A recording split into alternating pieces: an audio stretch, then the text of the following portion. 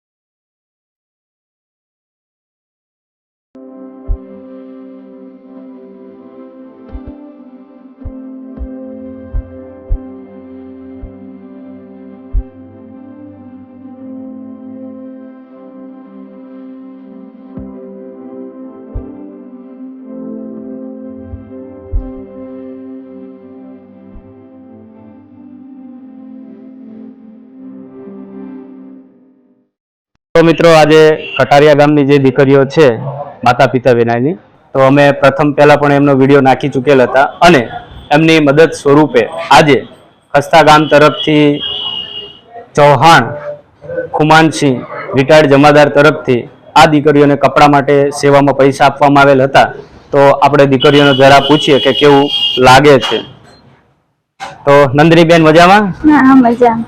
તો આજે આપણે કપડા લેવા આવ્યા છીએ અને તમને આ પાંચેય બહેનોને કપડા લીધા અને એક ભાઈને, તો કેવું લાગી રહ્યું છે? અમને સારું લાગે છે.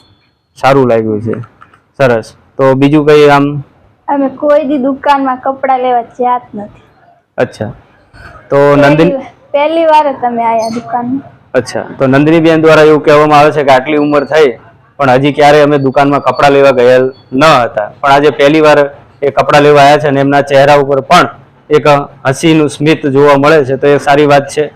તમારું નામ શું બેન? મમતા. મમતાબેન, તો આજે આ કપડા લીધા, સવારે વહેલા જાગીને તૈયાર થઈને આવ્યા છે, તો કેવું લાગ્યું તમને?